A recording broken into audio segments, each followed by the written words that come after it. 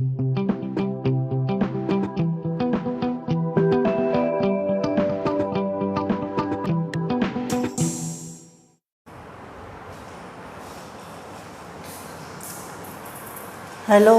Good morning, नमस्ते students. आज हम पृष्ठ पोषण फीडबैक का अध्ययन करेंगे। शिक्षा के क्षेत्र में फीडबैक का बहुत ही महत्व है। फीडबैक से छात्रों को आगे कार्य करने के लिए प्रेरणा मिलती है। छात्र कुछ भी करता है, चाहे वो लिखित कार्य करता है, मौखिक कार्य करता है या कोई एक्टिविटी करता है, अगर उसे शिक्षक द्वारा, उसके दोस्तों के द्वारा, उसके फैमिली में पेरेंट्स द्वारा या आसपास के लोगों के द्वारा अच्छा फीडबैक मिलता है तो वो उस कार्य को करने के लिए आगे प्रेरित होता है कि मुझे ये कार्य आगे करना चाहिए।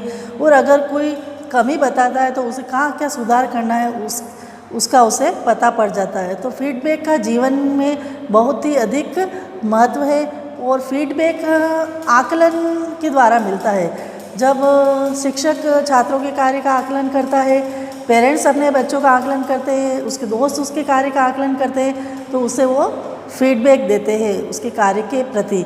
तो फीडबैक से छात्र को आगे कार्य करने के लिए प्रेरणा मिलती है, वो उसे प्रोत्साहन मिलता है।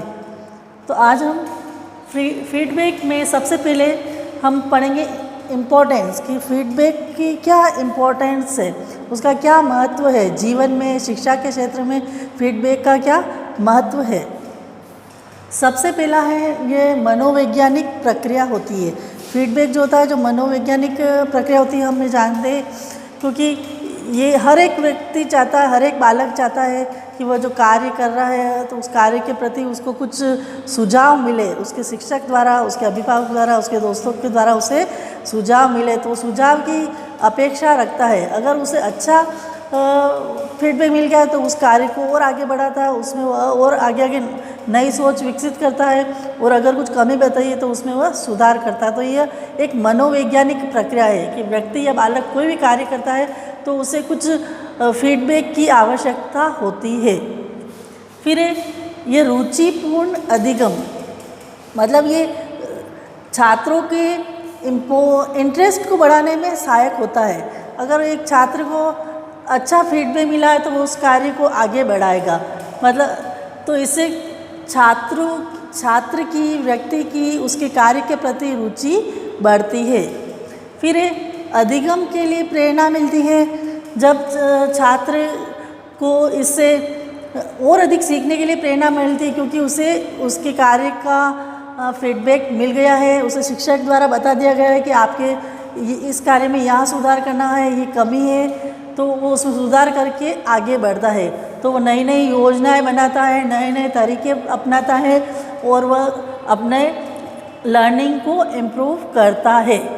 और अच्छा फीडबैक मिल गया तो भी वह बहुत ही प्रसन्न होता है और वह कार्य को करने के लिए आगे बढ़ता रहता है। कि हमने थॉर्नडाइक के प्रभाव का नियम पढ़ा था, अगर कुछ अच्छा रिजल्ट आया है, अच्छा फीडबैक मिल गया तो भी छात्र अधिक अधिगम के लिए प्रेरित होता है। फिर अधिगम गति में सुधार होता है। फिर फीडबैक मिल गया तो उसको वो अपनी गति में भी सुधार करता है कि कहाँ उसे सुधार की आवश्यकता है। फिर अधिगम गतिविधियों का सृजन, अब उसे फीडबैक मिल गया है तो नई नई गतिविधियों, नई नई एक्टिविटी को सोचता है, उसका सृजन करता है कि मुझे अब इसमें और ये करना है।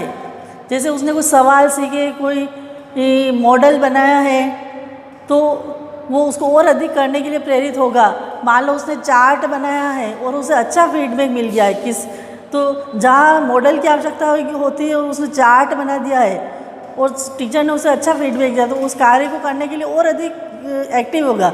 अब वो सोचेगा कि नहीं यार, मुझे इसमें कुछ और चेंज करना चाहिए, मैं इसका मॉडल बनाऊँ, तो उस कार्य को और अच्छे करने के लिए प्रेरित होता है। फिर इससे अधिगम गतिविधियों का आकलन होता है। फीडबैक से क्या होता है, अधिगम गतिविधियों का आकलन होता है कि छात्र क्या कर रहे हैं, कैसे कर रहे हैं, कि कहाँ उनकी सुधार की आवश्यकता है। शिक्षक वर्ष भर छात्रों के कार्य का आकलन करता रहता है। वो शैक्षिक कार्यों में भी छात्र का आकलन करता है और व्यवहारिक कार्य में भी उसका आकलन करता रहता है छात्र का, कि वो कक्षा शिक्षण प्रक्रिया के दौरान कैसा है, कक्षा के बाहर कैसा है। तो उसके हर तरह से सैद्धांतिक और व्यवहारिक गतिविधियों का शिक्षक आकलन करता रहता है और उससे फीडबैक देता रहता है। फिर यह नैतिक क्रियाओं में भी सहायक होता है, क्योंकि फीडबैक से जैसे छात्र ने कुछ छोटा मोटा अपराध किया, मान लो उसने किसी स्टूडेंट से किसकी पेंसिल चुरा ली है या बुक चुरा ली है या किसी को मारा है, तो छात्र को एक शिक्षक द्वारा उसे नैतिक गुणों का ज्ञान दिया जाता है, जिससे उसकी नैतिकता में विकास होता है। फिर ये नकारात्मक क्रियाओं में भी इसका बहुत महत्व है। फिर अगर छात्र ने कुछ किया है नैतिक क्रियाओं में, पेंसिल चुराई है, रबर चुराया या किसी छात्र के साथ मारपीट की है, तो टीचर ने उसे मान लो छोटी मोटी सज़ा दे दी, उसे क्लास से बाहर खड़ा कर दिया है या उठक बैठक लगाने को कह दिया है, तो जिससे वह क्या है प्रेरित होगा कि मुझे ये कार्य अब नहीं करना है। तो उसे एक फीडबैक मिल गया कि ये काम सही नहीं है, पेंसिल चुराना सही नहीं है, किसी को मारना सही नहीं है, तो उसे फीडबैक मिला है, तो नेक्स्ट टाइम वो ये कार्य नहीं करेगा। फिर सकारात्मक दृष्टिकोण तो विकसित होता ही है, क्योंकि शिक्षक साल भर उसका आकलन कर रहा है और उसे छात्र को वो बताता जा रहा है कि आपको यहाँ सुधार की आवश्यकता है, तो छात्र को फीडबैक मिलता रहता है। फिर प्रभावी अधिगम प्रक्रिया, फीडबैक एक प्रभावी अधिगम प्रक्रिया होती है, क्योंकि इससे फीडबैक आकलन के माध्यम से किया जाता है और आकलन वर्ष भर होता रहता है, छात्र का सैद्धांतिक व्यवहारिक पक्ष में होता रहता है, तो ये एक प्रभावी अधिगम प्रक्रिया सिद्ध होती है। फिर अब फीडबैक के प्रकार, फीडबैक व्यक्ति को या छात्र को किन किन तरीक़ों से हम दे सकते हैं। फिर सबसे पहले है मौखिक प्रश्नपोषण, ओरल फीडबैक। जैसे शिक्षक छात्र को ओरल फीडबैक देता है कि जैसे उसने कुछ एक्टिविटी की है तो उसे कहता है शाबाश, अच्छा। तो मुख्य द्वारा जो प्रश्नपोषण दिया जाता है, फीडबैक दिया जाता है उसको, उसके कार्य के प्रति उसको बोलता है मौखिक पृष्ठपोषण, जो मुख्य द्वारा दिया जाता है। फिर लिखित पृष्ठपोषण, छात्र को कोई रिटर्न में फीडबैक मिलता है, जैसे उसकी मार्कशीट में फीडबैक मिलता है तो वो रिटर्न फीडबैक कहलाता है, उसको उसकी कॉपी में फीडबैक मिलता है तो उसे वह लिखित फीडबैक कहलाता है। तो ये मौखिक लिखित भी फीडबैक होता है। फिर सकारात्मक फीडबैक, अगर उसने कोई अच्छा कार्य किया है तो उसे एक सकारात्मक फीडबैक भी मिलता है। सकारात्मक मतलब उसे उसकी अच्छाई बताना, उसके गुणों को बताना, जिससे वो कार्य करने के लिए प्रेरित होता है। फिर संरचनात्मक फीडबैक मतलब ये जीन प्याजे कंस्ट्रक्टिविज्म में ये आता है, मतलब बालक को कुछ निर्माण करने के लिए पृष्ठपोषण देना। जैसे छात्र को कहेंगे कि तुम समय पे उठो, अपना टाइम टेबल निश्चित करो, अपनी दिनचर्या निश्चित करो, इसका टाइम टेबल बनाकर आप अध्ययन करो, एक रूटीन तय करो, तो ये सब हो जाएगा संरचनात्मक फीडबैक, कि छात्र को कुछ निर्माण करने के लिए फीडबैक दिया जाता है।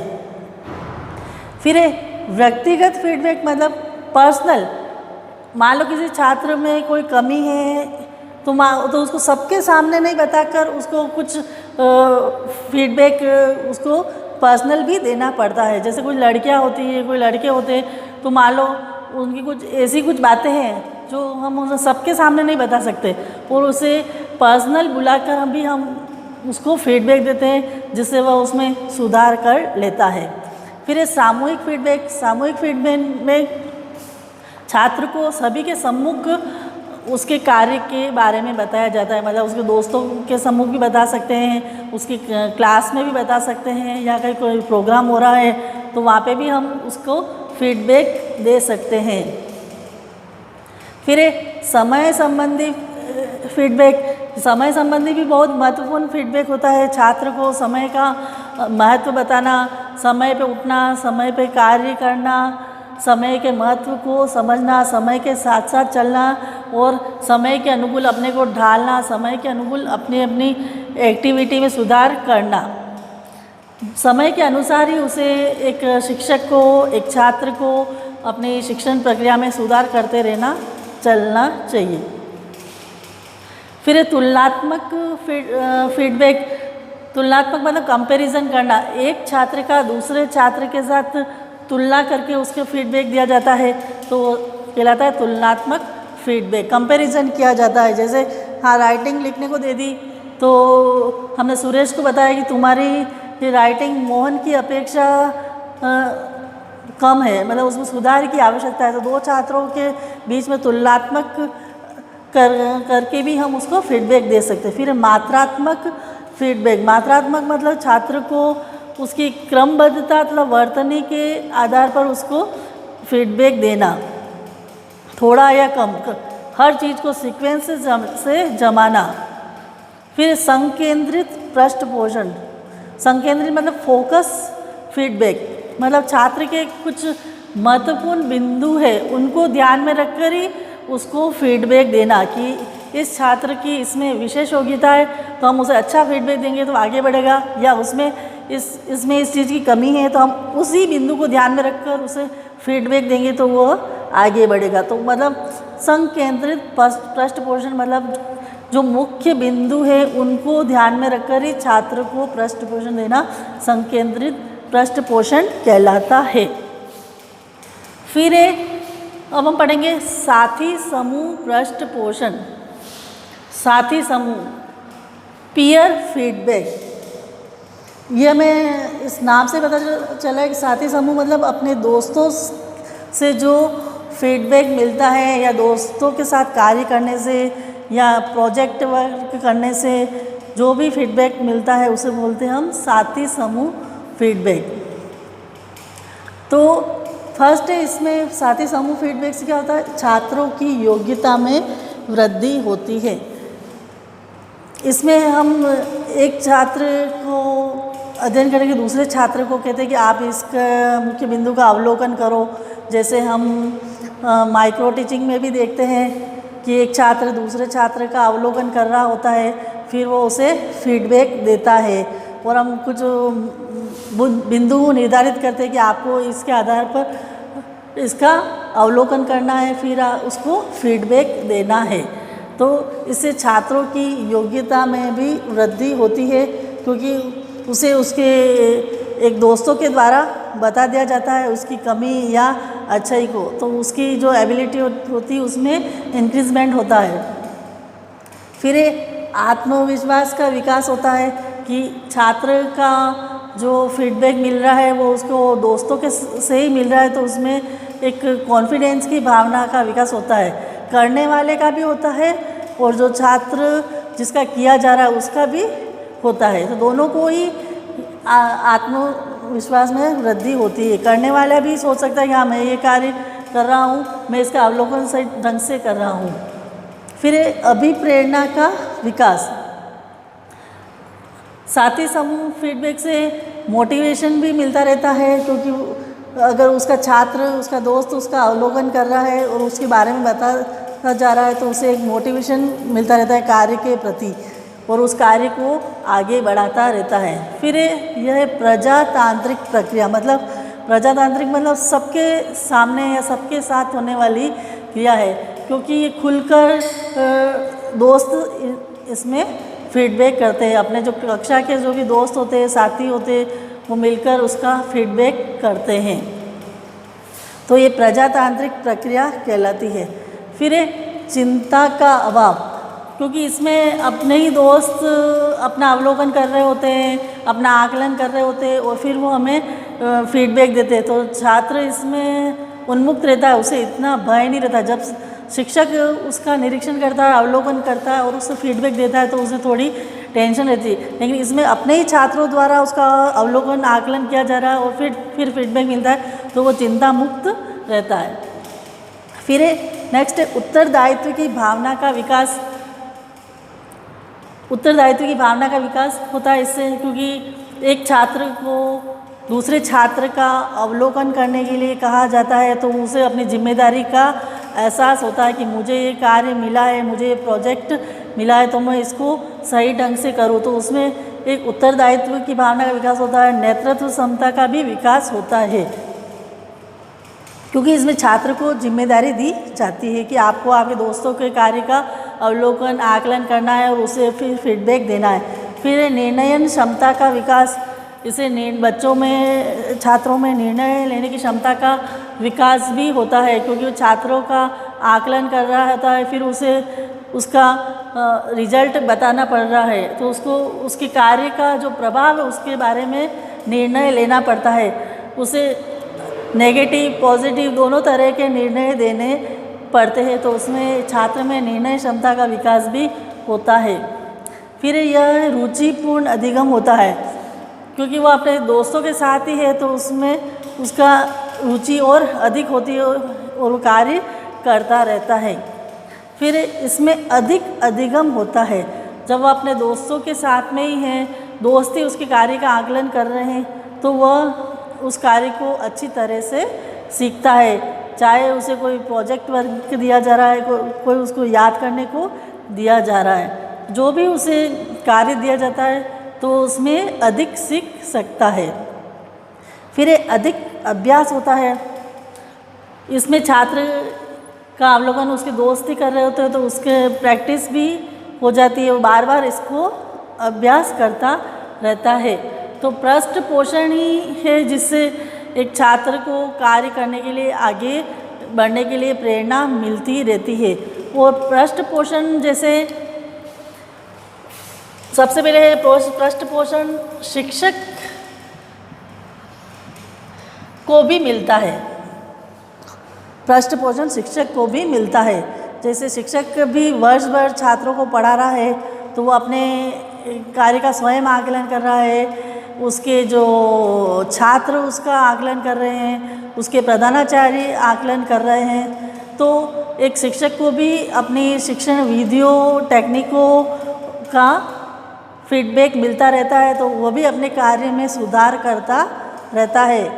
उसे कक्षा शिक्षण दौरान भी उसे फीडबैक मिलता है और वर्ष भर भी उसके शिक्षक को फीडबैक मिलता रहता है। तो शिक्षक को भी फीडबैक मिलता रहता है, जिससे वह अपनी अधिगम गतिविधियों में सुधार करता है, अपनी पाठ्यचर्या में सुधार करता है, अपने पाठ्यक्रम में सुधार करता है।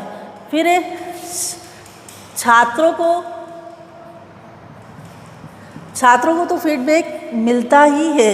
छात्रों के बारे में तो अभी हमने ये सारा अध्ययन किया ही है, तो शिक्षक को भी मिल गया और छात्रों को भी मिल गया। और तीसरा है अभिभावक।